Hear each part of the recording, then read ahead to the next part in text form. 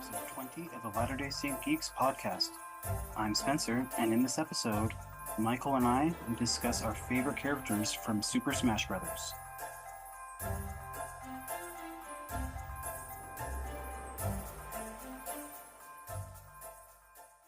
Welcome to Latter-day Saint Geeks podcast. Today you have me, Michael Davenport, as hosting, and along with me we have Spencer.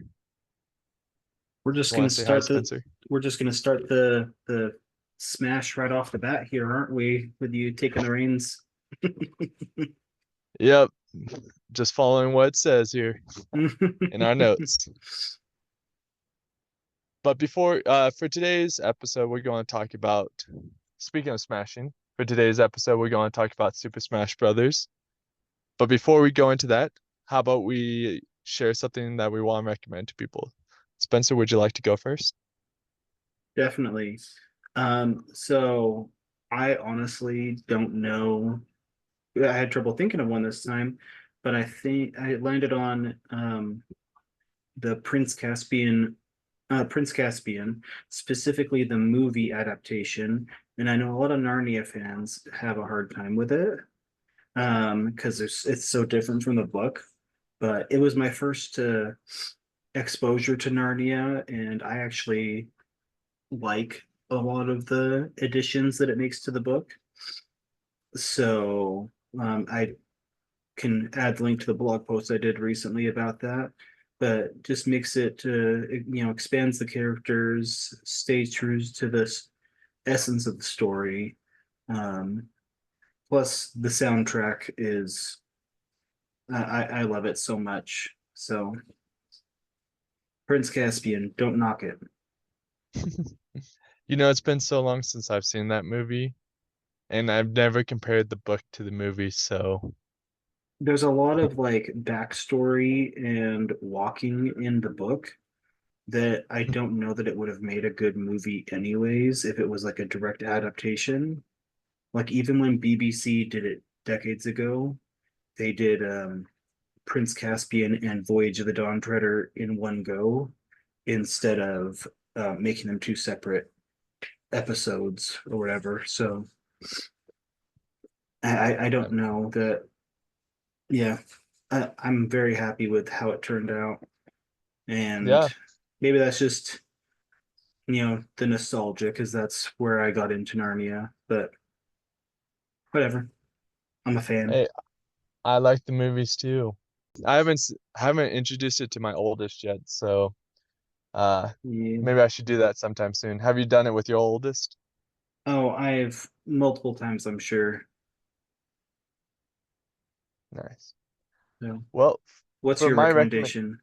yeah, for my recommendation, I would like to highlight the book called Sword of Kagan. Um, it is a self-published novel, and at first, oh, it's written by M.L. Wing. And at first, when I started reading it, I thought, you know what, this is just a generic story, and I wasn't too involved in it. But then my friend told me, hey, keep on reading it, it's going to get better. And sure enough, like it it's amazing book. Like I'm going to give it 5 out of 5 stars after I'm finished reading it. I'm 80% done right now. And it's a book about a mother and son and their relationship. How the son has always believed in the government and what it stood for, and then comes to find out that the government isn't as what he thought it was. And a mother who had to give up everything she was to become a mother, and how she feels like she's a doll at this point. And what really made this book very interesting to me uh, was the unorthodox plot twist that happens in it. I can't really go into details on what happens and why it's unorthodox, but let me tell you, I would never have guessed that to happen in a book, and because of that, I'm going to give it 5 stars. Which is completely avoiding spoilers, but now I want to know what the big plot twist was, so I can either go to Wikipedia or I can just read the book. Yeah, let me tell you, it was amazing. Like I texted my friend, I was like, "Did this really just happen?" Because if that's true, I'm this is the best self-published book I've read this year. So All right. Well, do we want to get into our picks for our favorite Super Smash Brothers characters? sure. Do you think we need to describe what Super Smash Brothers is, or is that I like a nerd culture? I think if someone chose to listen to this episode, they have a basic understanding of Super Smash Brothers. I Okay. will say though that neither of us have played Super Smash Brothers since the Wii. So Yeah. we're only really looking at the original characters from the N64, the characters from Melee on the GameCube, and then Super Smash Brothers Brawl from the Wii. Um, Mhm. I think I still have the one for the DS, but because it's much more fun to play multiplayer, I hardly ever played on the 3DS. So even so, I think all of our characters are from Brawl or earlier, anyways. Mhm. And when I was picking my characters, I tried to pick w at least one in each franchise, but as we moved on from one franchise to the next, of course, those characters came along with it. Yeah. So I tried to pick one from Nintendo 64, then Melee to Brawl. Yeah, I didn't think through mine that hard, but I think mine kind of ended up being the same way anyways. Yeah, yours did. So, well, I guess I'll go first. I picked Pikachu, and part of that's just from being a Pokemon fan, I'm sure. But also, I mean, it's just such an ad Pikachu's just such an agile character that even whether we're looking at the N64 or the later games, once I really understood how to use his agility attack to, the steer up and over and get back on the platform. I mean, I think it's mostly about the speed and agility that I like about the character. Um, I hardly ever use Pikachu in any other game, but except for Yellow. When I'm playing Yellow on my 3DS, and of course I always have Pikachu, but that's nostalgia, and him following me around is cute. Hey, also Pikachu has that down B-word motion where the thunder just comes and anyone close to Pikachu is Or above. or above That's when I like gets to use it the heavy most. damage. Yep. The closer you get, the heavier the damage. But if someone's like coming up above you, like sometimes it's nice to just literally shock them and stop them in their tracks.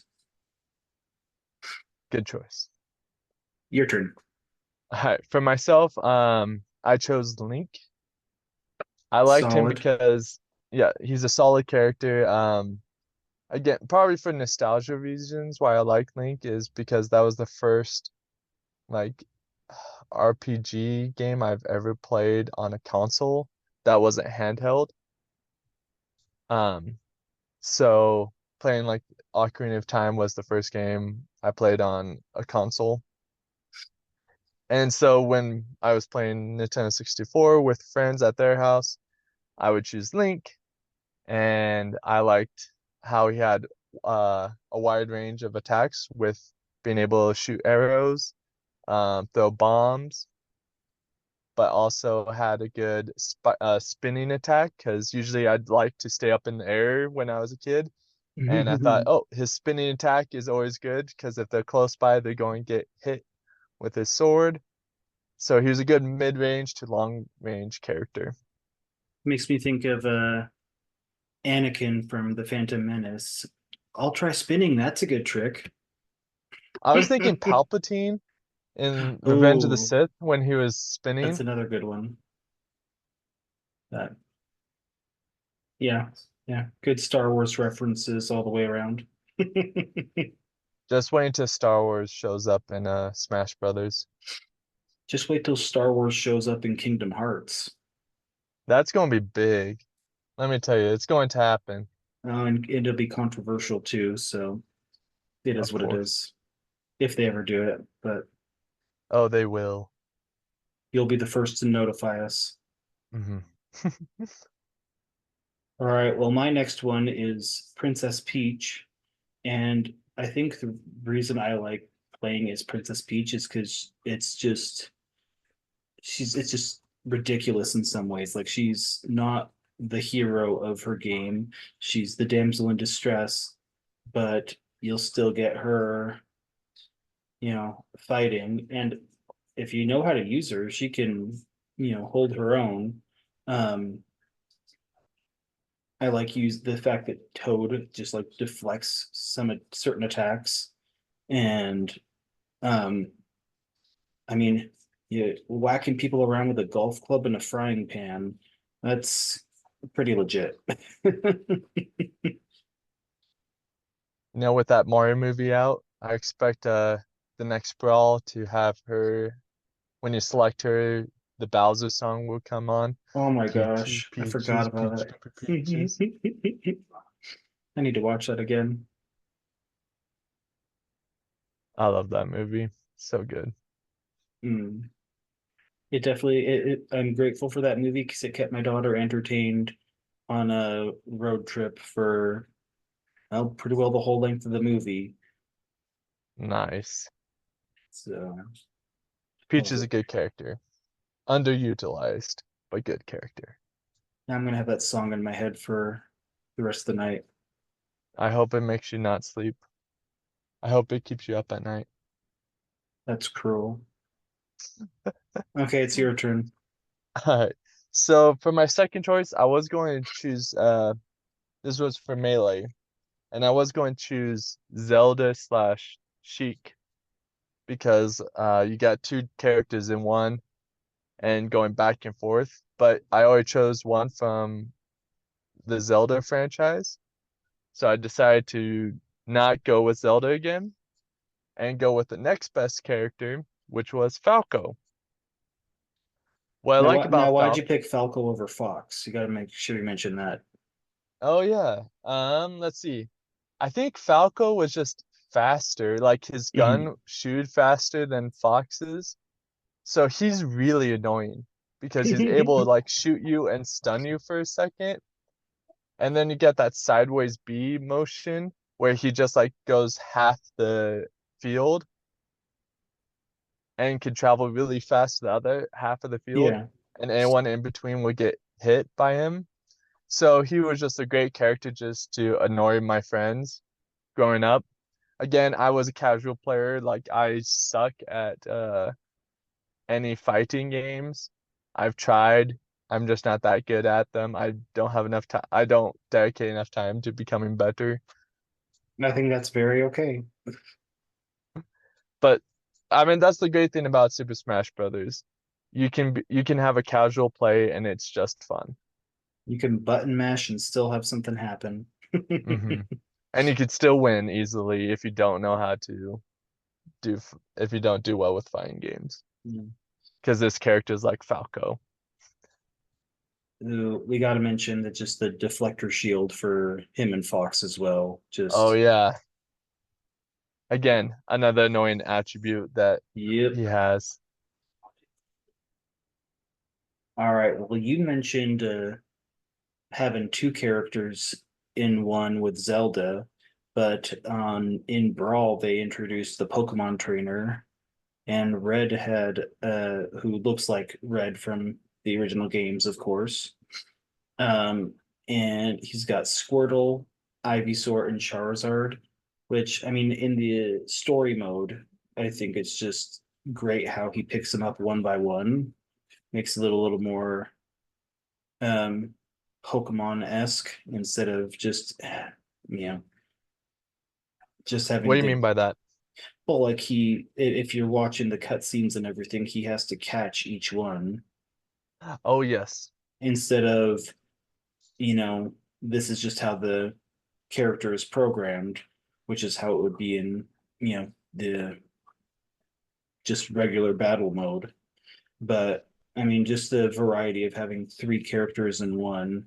I mean, you got small, swift, agile Squirtle, um, and then Ivysaur, who's like a little bit of a tank, but still gets around.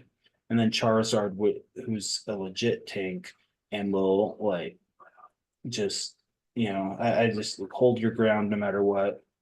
Um, the downside is that if you're used to using the down B move, um, well, I've accidentally switched out which Pokemon at times. So I'm, trying to attack with Squirtle or something, and muscle memory hits down B, and all of a sudden I'm Ivysaur. So no characters without their flaws, I suppose. But there you go. That's a good point. You know, I forgot how fun the Pokemon trainer was. I honestly, when I saw that you put that on the list, I was like, oh, he just chose it because he's a huge Pokemon fan. But Which then is I true. reflect, which is true. But then I reflect on, I'm like, oh yeah, but he got three people in one. Yep. So fun. Although I think I read that in later games he's replaced with just Charizard, which is great. I love Charizard, but the fact that there's not any more, he's not three characters in one anymore is Mm. kind of a bummer. Yeah, and Although, I mean, you have like Lucario, Jigglypuff, Pikachu. It was I'll nice admit, to have the three-star Pokemon together as yeah. one. Speaking of Lucario, I was bummed when they replaced Mewtwo with Lucario because Oh I yeah. is they basically had the same moves, but from instead of a psychic attack, it was Aura Sphere, and pretty much move for move, it's the same character, just the most recent generation of Pokemon. When I think they should just kept Mewtwo, but that's a you know neither here nor Ag- there. Agreed. All right, so going into my last top pick. So going on to Super Smash Brothers Brawl. At first, I chose this character, and then I was talking to some friends about it, and then they told me I was like, "Oh, that character is broken," and I was like, "Well, that probably explains why I liked it so much because I could win easily with a broken character." And for those of you who do not know, in Smash Brothers Brawl, because I just learned this, the broken character is Meta Knight, Okay, and why it is he makes sense. broken? They didn't explain it to me in higher detail why he's broken, but it's probably because he has strong attacks. He can move across the field fast. Um, when he does certain attacks, like nothing could hit him. Like when he does that rush attack, the spiral rush, it's directional and it like you can't really stop it. He could glide. He can block well. And then when you get that emblem, he just like attacks The everyone. final smash. Yeah. So I could see why he's a little bit more powerful than that. Oh, and when he does that, was it upward B attack? He creates a typhoon that sucks people up and does damage. The tornado. So, Well, I did a quick Google search for why is Meta Knight broken in Brawl, and Google and AI came up with the explanation of it's a mix of his recovery abilities, which I did not know that he had a recovery. It's talk about it's his up B, I think. I thought I was talking about recovering health, but yeah, his recovery abilities, mm-hmm. um, Because he could his glide. Mm-hmm. yeah, his aggressive properties because he's fast and just the prominence that like I guess he was overused, so he ended up being banned in some circles. So yeah, I learned something new tonight. Meta Knight, what a boss. And I know next to nothing about him as an actual character because I never played Kirby games. You know, I've never played Kirby games either. I remember watching like the television show vaguely, Yeah, me too. Which and I is, always recalled that Meta Knight was like he was part of the bad guys group, or but he was never really he, did anything. or was he more like anti-hero?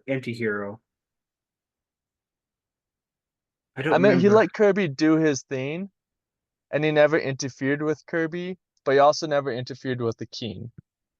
So I guess, like in that sense, you could call that an anti-hero. Yeah, maybe someone who knows the Kirby franchise better can let us know in the comments. True.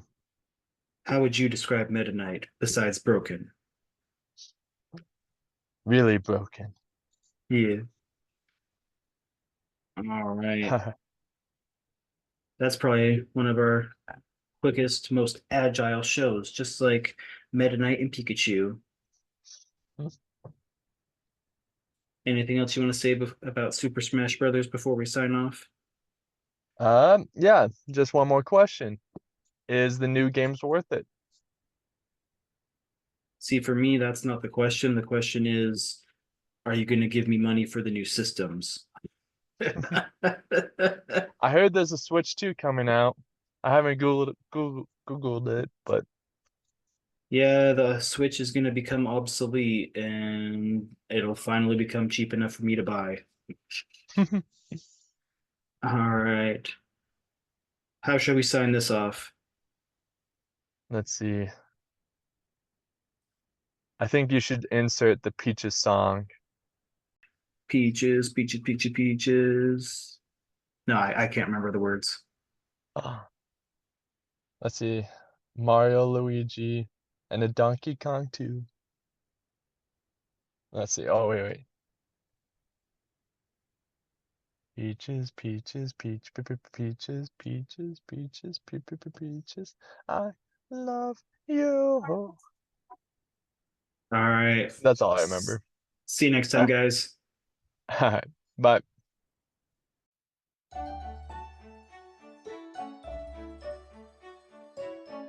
Thanks for listening to the Latter-day Saint Geeks podcast. Intro and outro music was provided by David Schradell. You can follow us on most social media platforms, including Facebook and Instagram. You can follow the podcast on Apple Podcasts, Spotify, and YouTube.